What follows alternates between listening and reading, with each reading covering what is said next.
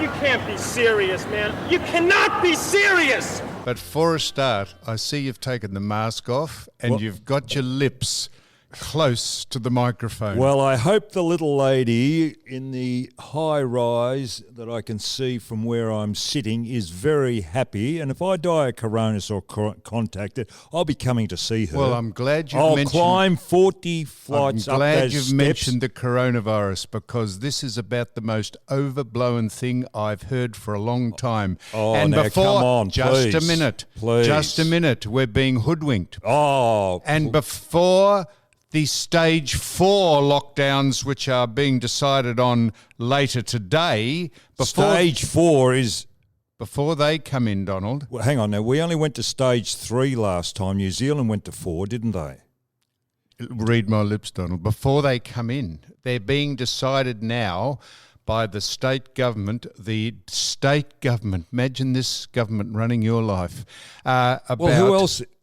whether this is what stage 4 might mean. But the corollary of what is going on is the fact that 106 people have died in this country from coronavirus. That's 106 too many. In 2009, I get this information sent to me. In 2009, 190 people died from swine flu. There were 36,000 cases of swine flu. There's only been 8,000 cases of coronavirus. John. 99% of the people who get it are not in risk. And we are absolutely trashing this state and this country John, in the name of something that is not as serious as people think it is. John, maybe you should pat the backs of the people who are in control and are restricting this virus to what it is now. Maybe it could get right out of hand. It's got out of hand in and Victoria. it's got really out of hand overseas. It's got out of hand in Victoria out of ineptness. I understand all that, but it's still... do.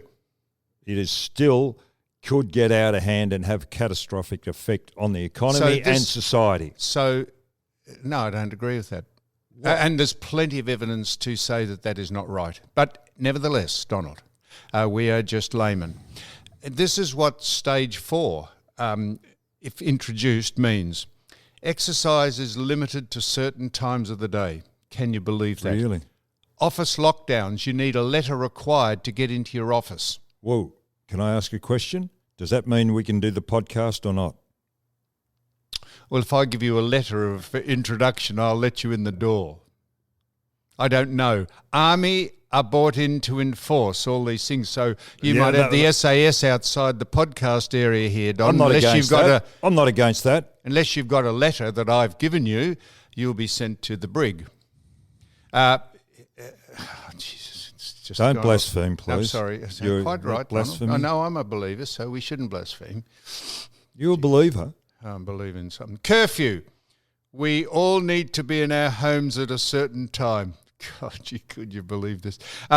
You cannot leave your postcode, Donald. Do you know people are moving in order to get... That means I can't go shopping. No, you'll die of malnutrition. No. My postcode is different to where I shop. Do you know that people are moving their address so that their postcode doesn't fit into the restricted areas? Do you know people doing that? Only supermarkets and chemists will be open. So there goes Bunnings. Geez, what about the lines outside? Can you believe this?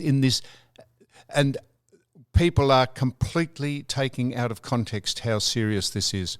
I know it's serious, Donald, but there's been plenty of other things that are serious, and there's plenty of information. Come on, give me the other. Is that it? Well, what else did you want? Well, I don't know. I'm asking you. What else is involved in stage 4? You can only take 100 breaths a minute. You're not allowed to breathe too much oxygen in case it runs out. Nobody is an expert in this. We're going into unknown territory, and our leaders are just as well informed as what we are. Just as ignorant. Exactly. And do you know who's making all the decisions about how we live our life? Medical people. Not the government, who else would you not the people you elect. Well, who else would you like to do it? Because there's so much diverse opinion about whether schools should be open, whether businesses should be open, whether social distancing is okay. Do you know you can only 2 people at a time can play golf? What is the rationale about that? And you can only play golf twice a week. you can't get into golf carts, and yet you can go and handle petrol pumps. Thousands of people touch the same petrol. Don't you put gloves on when you handle the pumps? No, I don't. You don't? Well, Nor I does do. anyone. I do. Well, I go in and fill my car up and look at all the other people filling up. Yeah. Men and women, they're all just filling the petrol. Okay, well, that's your prerogative as to what you do, but you wear gloves. It is quite. I'm sorry, I should have turned that off. I'm sorry. Go ahead. Hello, mate. I'm sorry. What? Hang on. What is going on here? Podcast. What's happening? What? Now, if that had happened to me, And I'll see you at 1 if I may. Thank you. I'm speechless. I mean, Yes, there's rules for one and rules for others, and numero uno over there. So This world revolves around you. Don. Oh, we're back, are we? Hello. I take Hello. Don. Oh, I take your point. what about the phone? Yes. Do you know? Can I just tell you why I answered I better it? turn mine off now. Can I tell you why I answered it? We have a guest coming in, and this was the guest on the phone, and I was trying to clarify, was the guest still coming in? And he only rang to ask for the address, and I thought, I better take the call in case he says I can't come in. That's why I took it. So I do apologise. So I have to, at some stage, text him the address. But he'll be here, a guest. You're very good. You can do two things at once. So while you're talking, you can give him the address. What's that? You can do two things. You're very apt. And What's that, Don? You can do two things at once. So give him the address as you're talking. Yes, well, I'm going to do that, Don. So when you say, look at me when I'm speaking, it'll be because I'm looking at the phone, giving the address to the guest that's coming in. So there is, do you know the lockdown is, I know people will say, oh, you've got to be responsible. How about some logic in, you can't say that you can do the cedar meat stuff. You can do all the people in the lockdown towers out in the suburbs because this government is giving security passes and security briefs to their friends and not the reserves or the army who were meant to be looking after it. It is a complete and utter abomination of responsibility by a government. Well, I don't think there's bureaucrats in charge, John, and I know the buck stops at the top, but there are bureaucrats in charge and they should face the music. What upsets me about our Premier is that there are three things that come up, and he's very good at deflecting issues. And one is the inquiry about the coronavirus. Now, we won't find out about that, or the finding from that inquiry won't come forward for a couple of months. Why isn't it acted upon right now? Because he uses the excuse that it's under inquiry and we can't comment. Okay, well, what about the branch stacking? Why has that been deflected to the national body instead of being looked at locally? It's a local issue. So, Don, I just said to you, quite calmly, it's an opinion. I think I'll wait till I get on to some opinions about what people are saying, how this has gone awry, all opinion making. What about the cedar meats? I just said that, Don. Okay, but going back, if we take it back 8 weeks to when this cedar meats thing came up, everything was pretty high, tension was pretty high. Now, we got that there was an outbreak at a abattoir, but whereabouts is there an abattoir? Down my way there's one. It could have been down there. So, Don, I just said to you that the government is, you say, oh, well, we've got to cut them some slack. They're just dipping their toe in the water like everyone else. Their handling of this state has been horrendous. And the very fact that the security guards appointed by the Andrews government to look after them were about as corrupt and dishonest and incompetent as the people appointing them. So why do we... I think there are bigger issues that you can judge Daniel Andrews on. And oh, yeah? Well, there is. Like when he first came into power, the tunnel issue, the compensation that was paid to the contractors, why couldn't that have been renegotiated and those people for the $1 billion or whatever the compensation was, do something for that money? You know that very well, Donald. What? It was to appease a certain section of the electorate who was going to get him re-elected. They pushed against it and he acquiesced to their demands. This is what's known as This is what's known as Belton Road. Can you tell me about how? dishonesty.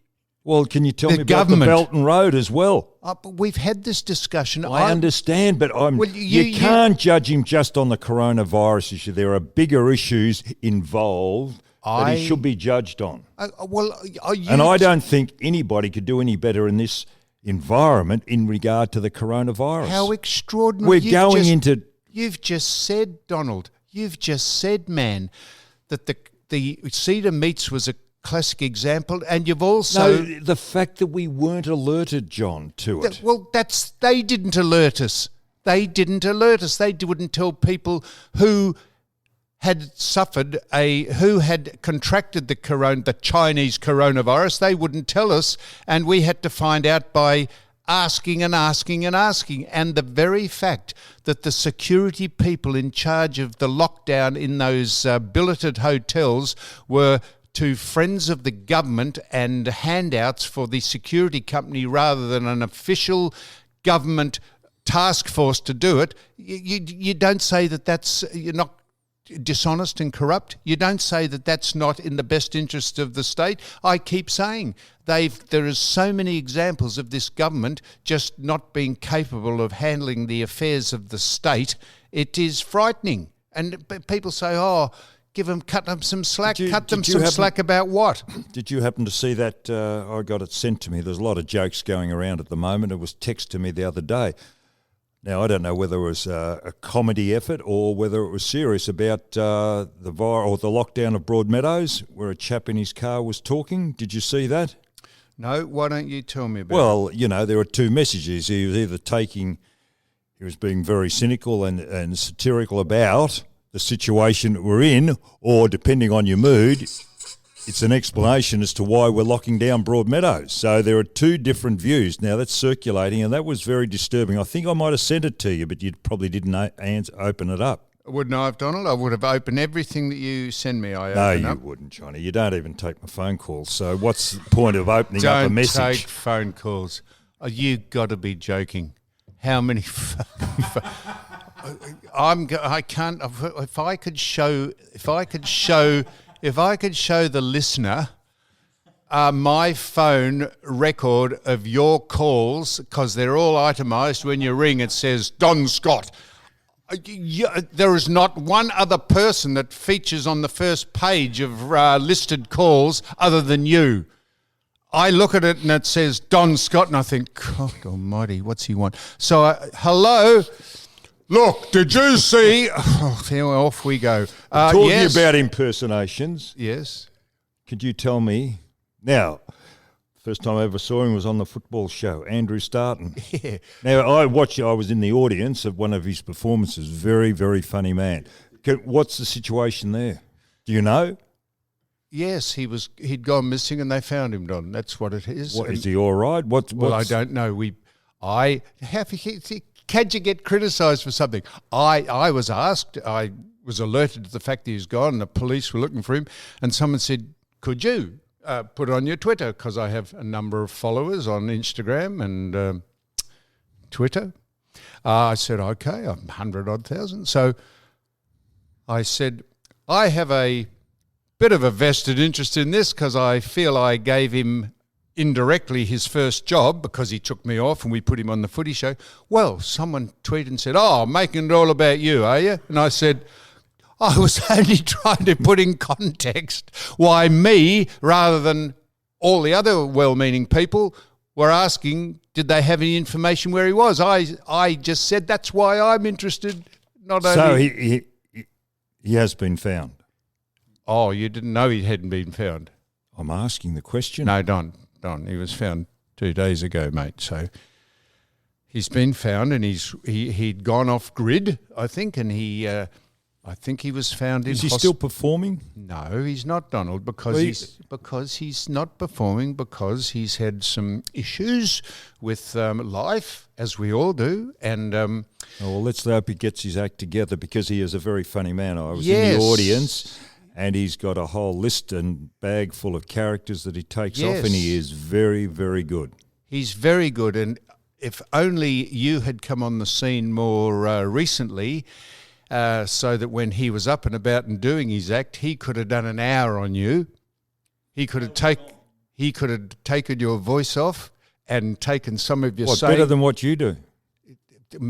Don, I'm only just a sort of a mimic. He goes into full character. He would do your mannerisms, and he would talk about things and horses, and he'd talk in that gruff, insincere. Well, not what? No, I take that back. Oh, thank you. I do take that back, Don. Is that defamatory? According to you, insincere, that's an opinion. I've got my phone on speed dial. I'm so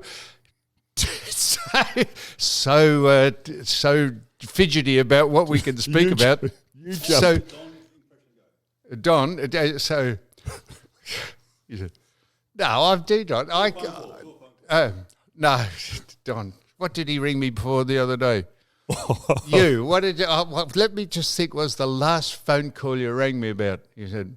I saw the phone. Please don't mention that Don one. Scott on it, and I thought, Jesus, I'll answer this. I said, yes. He said, hey, listen.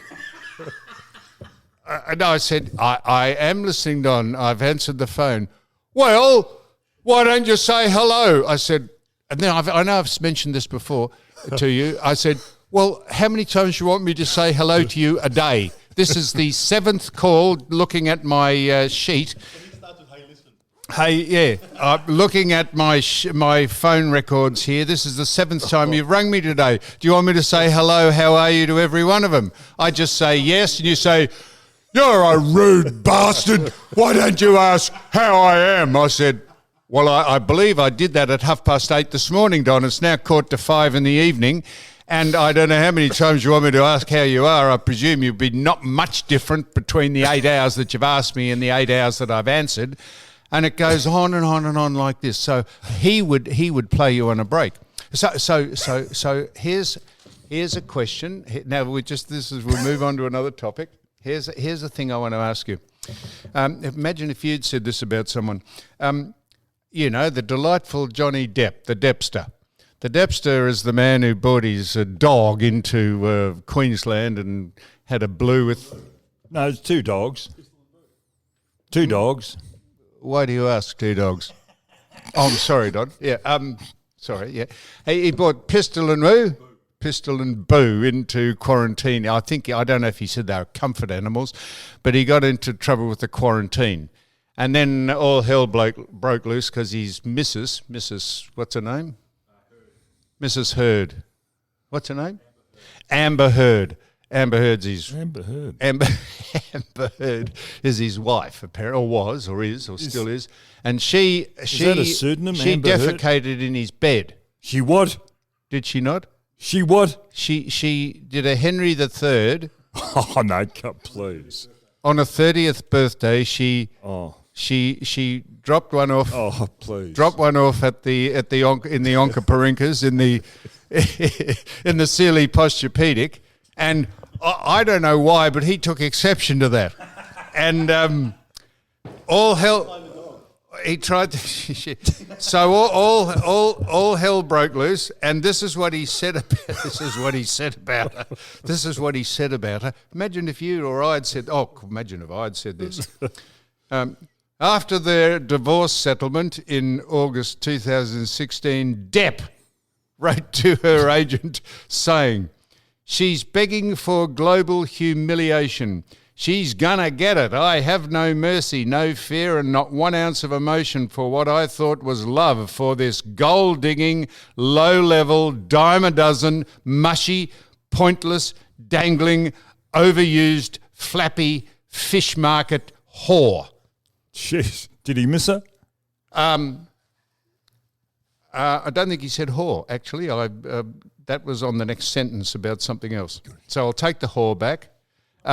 That's what he said. But imagine if you'd said something like that, Donald, to someone. So that's the Deppster. He's going well, and he was accused of being a wife beater. I'm not sure that you can get worse than that. Maybe being called a racist is worse than being a wife beater. I'm not sure. You've been called a racist, Donald, and so is Mick Sheehan.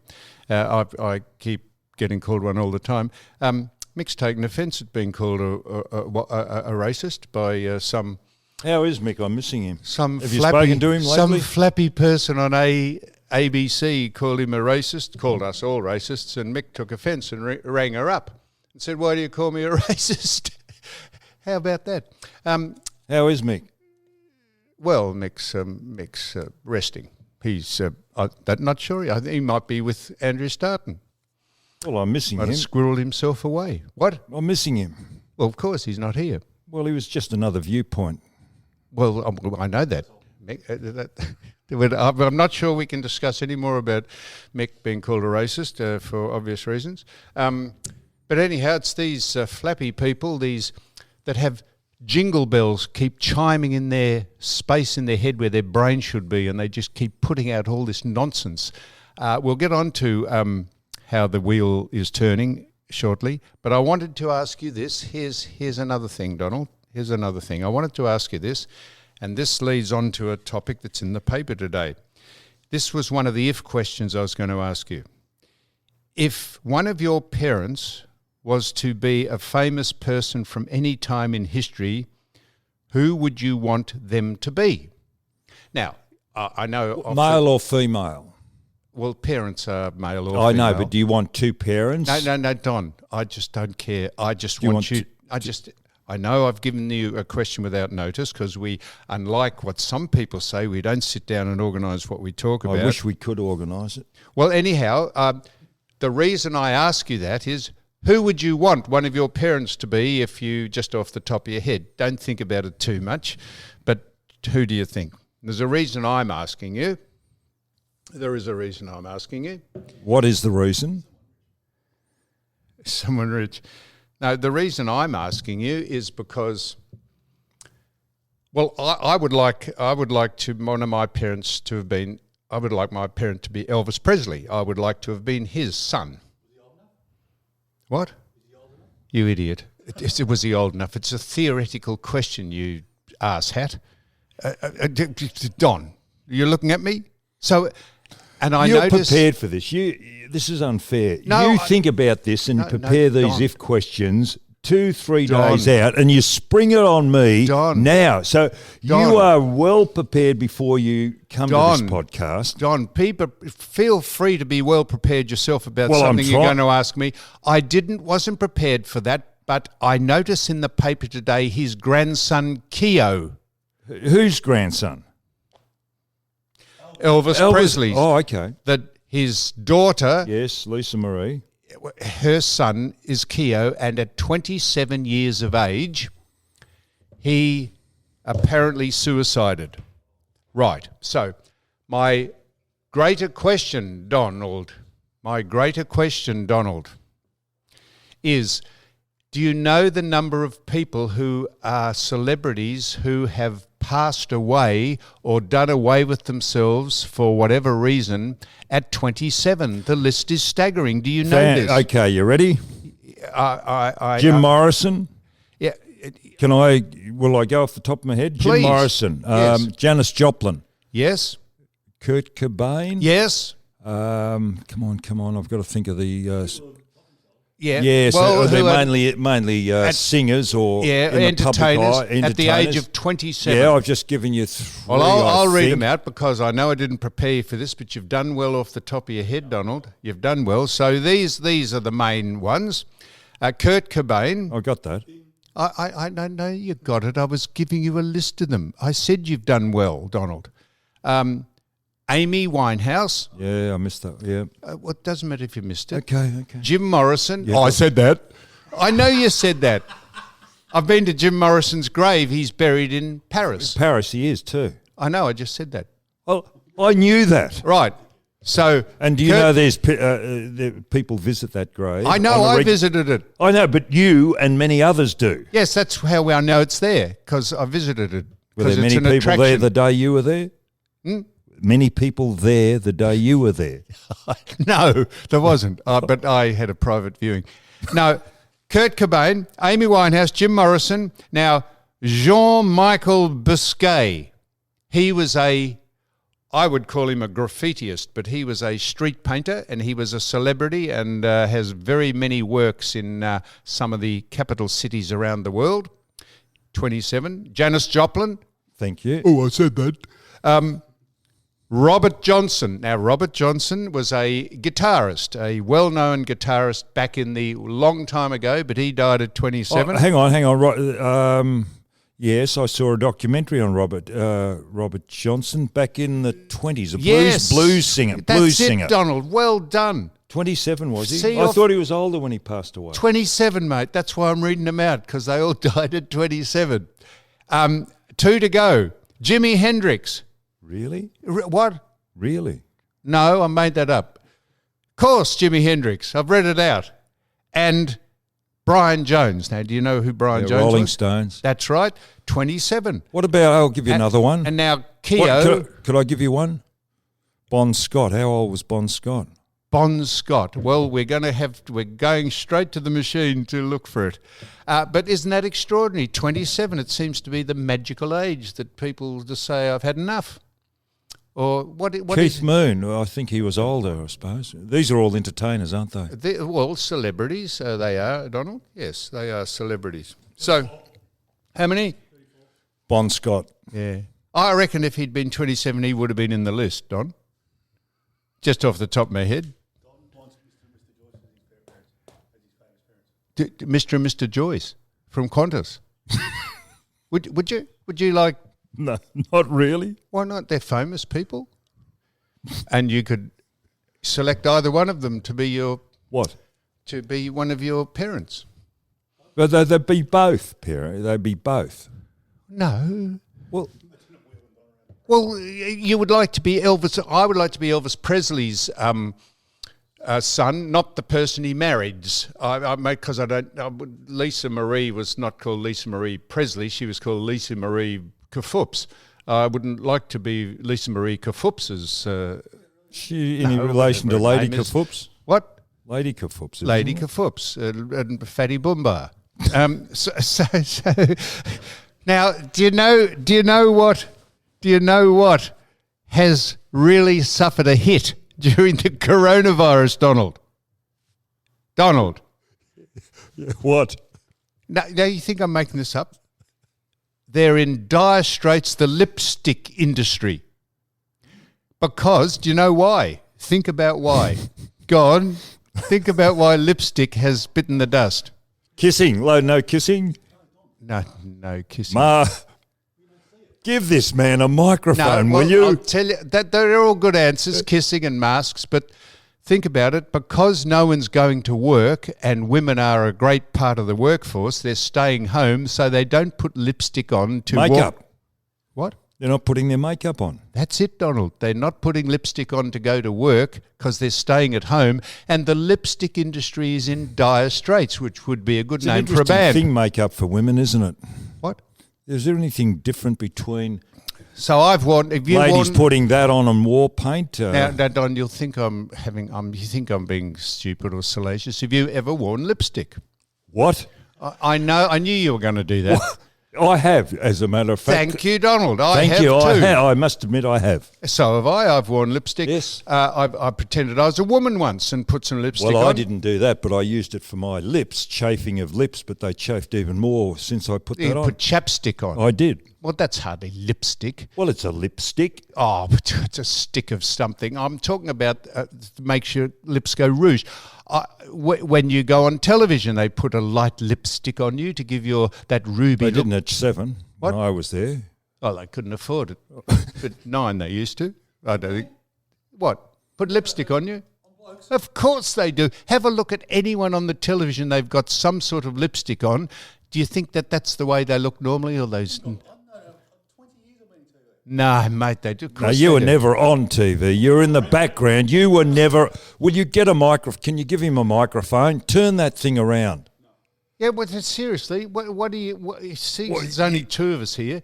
When you keep chirping away, why don't you chirp into the microphone? Exactly right.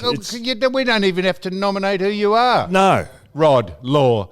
We don't even have to nominate You that. can't help What do yourself. mean You won't shut up. You'll just keep coming in. So here's. Will you just take the microphone? So listen to this, Donald. Audition for the third man, please. Can I tell you this, please?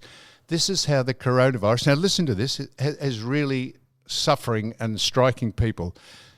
people are now divesting themselves. I heard you ask Rob Gell. Oh, I'd like to get onto Rob Gell. I heard you, Rob Gell, say they're divesting themselves of shares, and you said, what's divest mean last week? Well, if you invest in something, divest means you get rid of it. People are now trying to get rid of their pets. And this bloke said to his friend, this is as a result of the COVID, he said, I'm trying to get rid of my pet cat. And the bloke said, easy. He said, take it down the end of the street and leave it there. He said, No, it'll come back. He said, it's impossible. Isn't it? He said, so the bloke got home from dropping the cat at the end of the street, and there it was, sitting on the doormat. Of course. They go for miles. Don't you know a male cat wanders for miles? A Do you female think he understands what I'm trying to do here? You got no idea, has he? The tomcat goes wandering. That's what it is, tomcatting. Whereas the female cat stays around. Will I keep going? So the bloke rang up an hour later and said, did you get rid of the cat? He said, no. He said it was on the doorstep when I got home. He said, well, I tell you what. He said, get in the car, take it a few blocks away and leave it there and you'll be fine. So he got in the car and he dropped the cat off a few blocks away. The bloke rang him up an hour later. He said, how'd you go? He said, cat was sitting on the doorstep when I put the car in the garage. There it was, sitting on the doormat purring. The bloke said, I tell you what. He said, get in that car and take it to another suburb. So he took it to another suburb. And 2 hours later, he rang up. He said the cat arrived 3/4 of an hour after I got home and sitting on the doorstep, purring. The bloke said, right, get in your car and drive interstate and leave it in Adelaide and then drive home. And the bloke said, oh, gee, to get rid of the cat? He said, yep, if you want to get rid of it. So he drove to Adelaide and got home within a week. And the bloke rang him 5 days later. He said, did you get rid of the cat? He said, I thought I had. He said, 4 days it took, and the 5th day I opened the door to go out and get the morning paper, and there's the cat sitting on the doormat. Bloke said, this is it. Get in a plane. Oh, no. Get in a plane, pretend it's a comfort animal.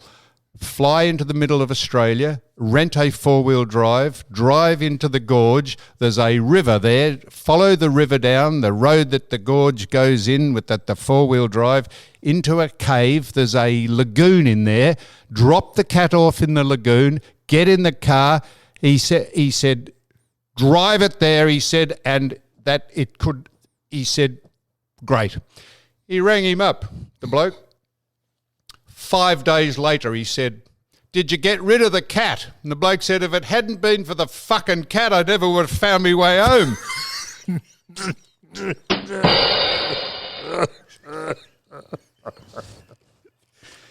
Now, Don.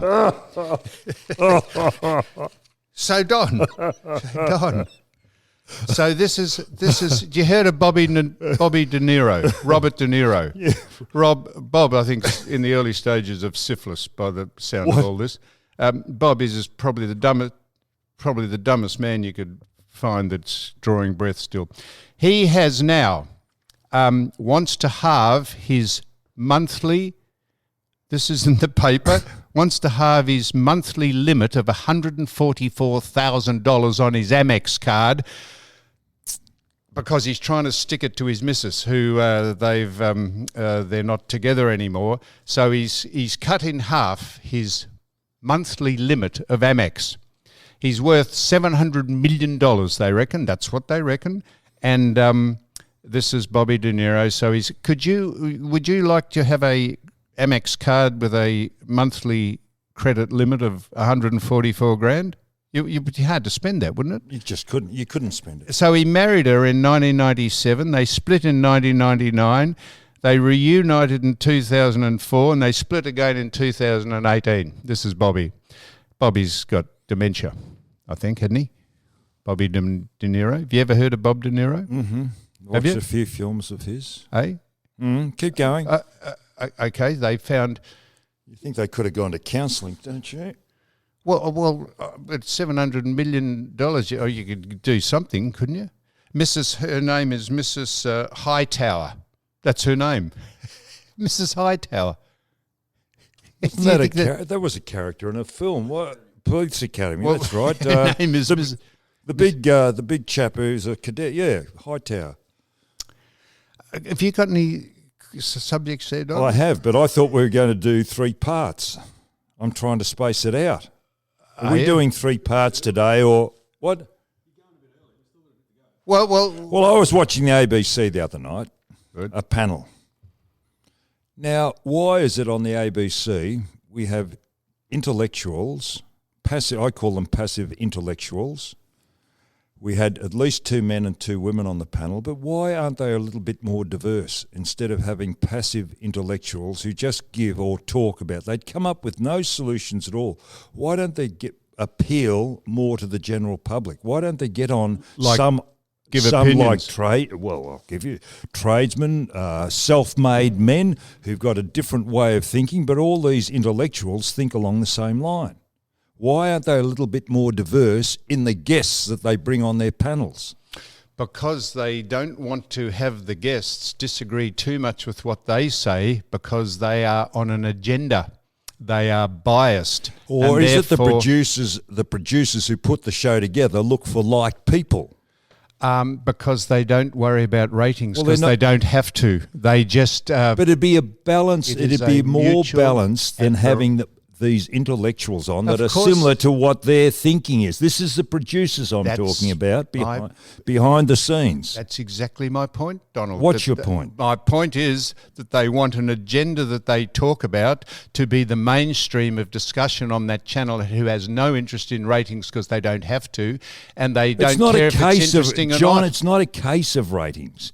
It's a case of giving a balanced view on anything. It's just like a football team. You just can't go with all skill. You just can't go with height. You've got to have a balance. They're propagandists, Donald. They want their But point of view. they don't set out to be propagandists. Well, they want their point of view to be the main point of view without people interrupting or giving them Well, do you think logical that argument these about directors- why. Do you think the producers might be a little bit insular in the way that they producers think? are at one with the people they have on the show. Oh, yeah, that's exactly. But can't they broaden their horizon and start to They're get not it? interested in doing that. They're not interested in diversity in that regard.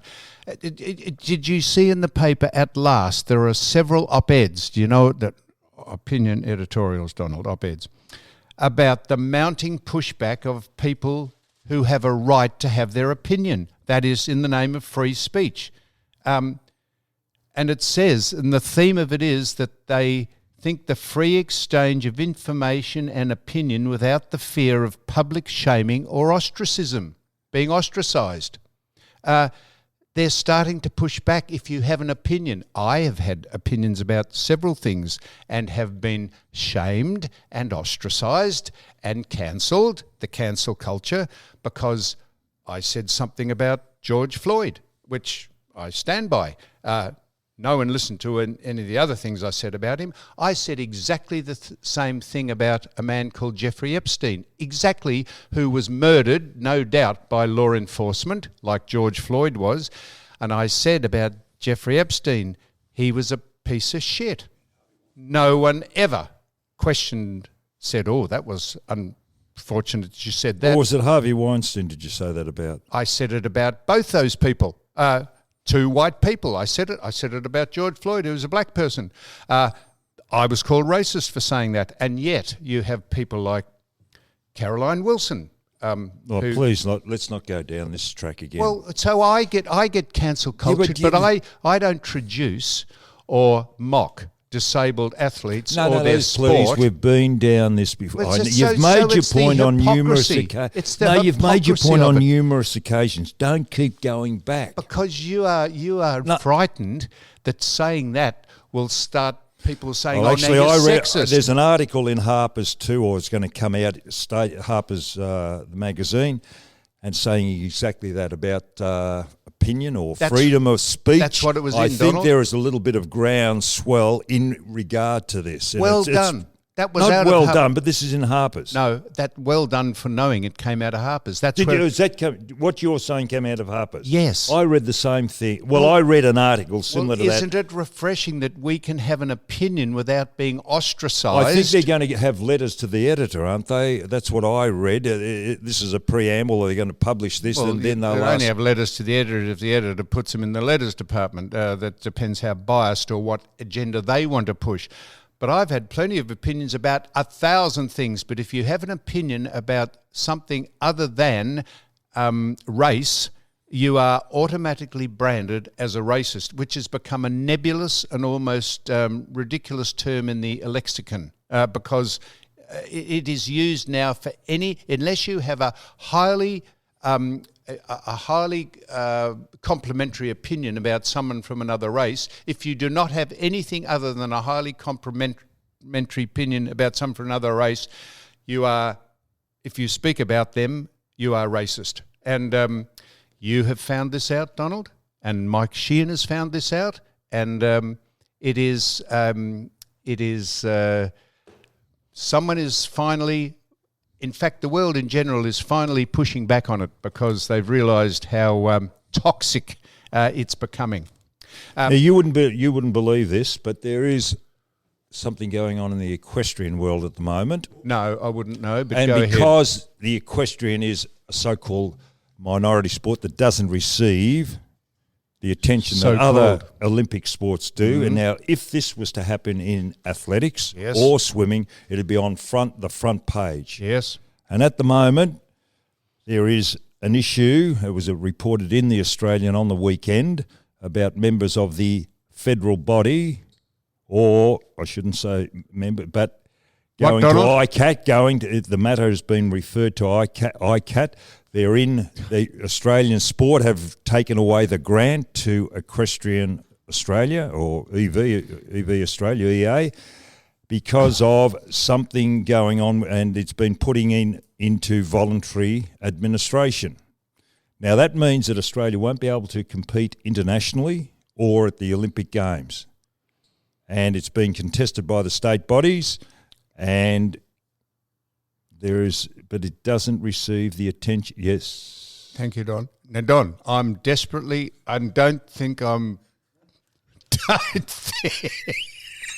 don't think people say, why do you speak down at Don? I said, I don't speak down at Don. I'm desperately trying to follow the thread of what you're talking about. You've mentioned ICAT. I have no... Well, just you a minute. Put people in responsible positions to run a sport. Just a minute, Donald. I have no idea what ICAT is. You said EV. Eddie Abebe went to ICAT. You said EV or what? Eddie Abebe went to the New South Wales politician. Yes. Went to ICAT. So are you saying that the government have defunded equestrian events? Yes. In other words, there's not much good competing. The bottom line is the way it's going at the moment is that we may not even compete at shows in Australia. What's ICAT? Something to do with... I know what VCAT is. I was just trying to find it on my phone, my emails. So it was reported in the Australian on the weekend. Is that like VCAT? Victorian? It's like VCAT. I'm trying to find... International.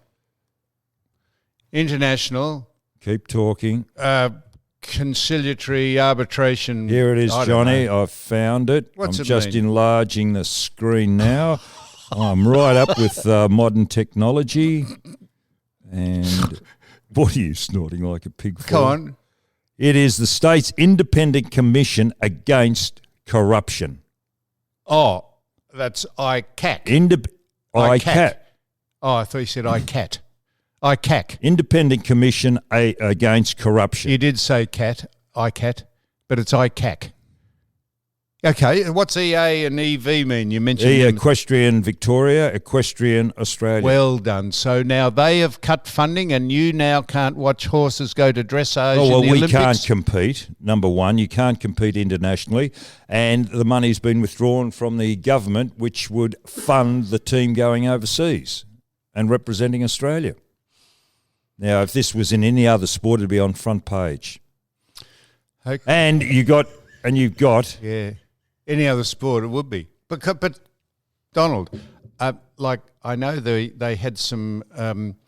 There was some dissension about the size of the granite blocks in curling in Sweden. You know, and they push those granite, and they said that there was a. This is the man. Now I'm taking this call. This is the man. He's lost. Yes. Oh, thanks, Rod. No, I'm out the. If you come round the other side of the building, this is our guest. That's why I'm taking this. Come round the other side of the building, and you'll see B. You'll see. Yes, thank you. Sorry, Donald, to take that, but that's the man, the guest. Now we're going to do. So they were talking about the size of the granite blocks that they push down the ice at curling.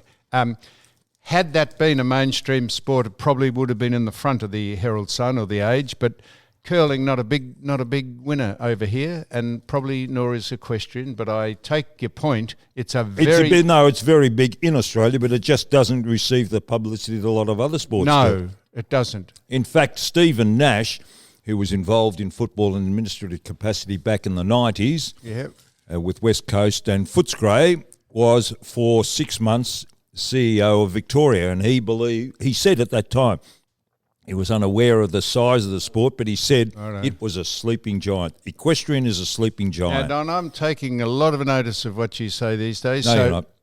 No, I am. So we're going to close this off. I have so many topics I wanted. It's about they found human remains in a zoo. A 15-year-old boy was killed by a shark, and they now want to hunt all the sharks out of the ocean. I'm just wondering where that starts and ends. And we've got Rob Gell mentioned some very interesting things about climate change. We had a lot of people, and we're certainly not disagreeing with anything Rob Gell said at all, but we're just giving some different points of view of people who rang in and contacted us from all over the world who listen to this, expat Australians. So we're now, you turn me off then. Don't you turn my sound down then? Or what did you touch those buttons for?